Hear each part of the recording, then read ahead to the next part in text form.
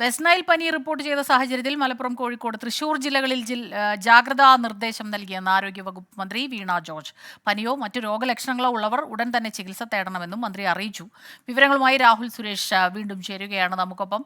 രാഹുൽ, ഈ എന്തെല്ലാം കാര്യങ്ങളാണ് നമ്മൾ ശ്രദ്ധിക്കേണ്ടത്? ഇത് പകരുന്നതിന്റെ ഒരു സാഹചര്യം, ആ രീതിയിലുള്ള വിവരങ്ങൾ ലഭിക്കുന്നുണ്ടോ? സ്മിത, പക്ഷികളിൽ നിന്നും മൃഗങ്ങളിൽ നിന്നും കൊതുക് വഴിയാണ് ആളുകളിലേക്ക് ഈ വെസ്റ്റ് നൈൽ പനി പടരുന്നത്. അതുകൊണ്ട് ആളുകൾ പനി ഉൾപ്പെടെയുള്ള രോഗങ്ങൾ വരുമ്പോൾ തന്നെ അടിയന്തരമായി ചികിത്സ തേടണം എന്നാണ് ആരോഗ്യ വകുപ്പ് പറയുന്നത്. കോഴിക്കോട് ജില്ലയിൽ ഇതുവരെ 5 പേർക്കാണ് രോഗം സ്ഥിരീകരിച്ചിട്ടുള്ളത്. ശനിയാഴ്ചയായിരുന്നു ഇവരുടെ പരിശോധനാ ഫലങ്ങൾ പുറത്തു വന്നത്. പക്ഷേ അപ്പോഴേക്കും ഇവർ രോഗം ഭേദമായി വീട്ടിലെത്തിയിരുന്നു. ഇപ്പോൾ നിലവിൽ അവർ വീട്ടിൽ നിരീക്ഷണത്തിൽ തുടരുകയാണ്. ഇനി ഒരാളാണ് രോഗലക്ഷണങ്ങളോടെ ചികിത്സയിൽ തുടരുന്നത്. അയാളുടെ സ്രവ പരിശോധനാ ഫലത്തിനായി കാത്തിരിക്കുകയാണ്. പൂനെ വൈറോളജി ലാബിൽ നിന്നുമാണ് ഈ സ്രവ പരിശോധനാ ഫലം വരുന്നത്.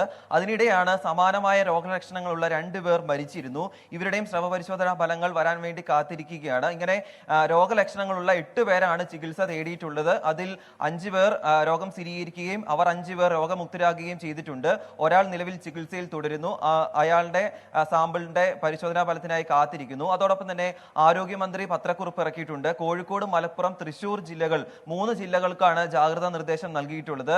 ഈ കൊതുകിനെ നശിപ്പിക്കാൻ വേണ്ട എല്ലാ നടപടികളും ജില്ലാ ഭരണകൂടത്തിന്റെ നേതൃത്വത്തിൽ ആരംഭിക്കണം എന്നാണ് ആരോഗ്യമന്ത്രി പറയുന്നത്. അതോടൊപ്പം തന്നെ ജാഗ്രതയോടുകൂടി മുന്നോട്ട് പോയാൽ മതി, ആശങ്കപ്പെടേണ്ട സാഹചര്യം നിലവിലില്ല എന്നും ആരോഗ്യമന്ത്രി പറയുന്നുണ്ട്. സ്മിത, വെസ്റ്റ് നൈൽ പനി റിപ്പോർട്ട് ചെയ്ത സാഹചര്യത്തിലാണ് മലപ്പുറം, കോഴിക്കോട്, തൃശൂർ ജില്ലകളിൽ ജാഗ്രതാ നിർദ്ദേശം നൽകിയിട്ടുള്ളത്.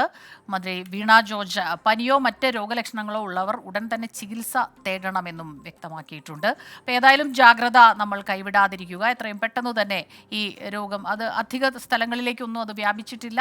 ആ രീതിയിൽ തന്നെ ജാഗ്രതാ മുന്നറിയിപ്പുകൾ കൃത്യമായി തന്നെ പാലിച്ച് നമുക്ക് മുന്നോട്ട് പോകാം. കൂടുതൽ വാർത്തകളുമായി തിരികെ എത്താം ഇടവേളയ്ക്ക് ശേഷം.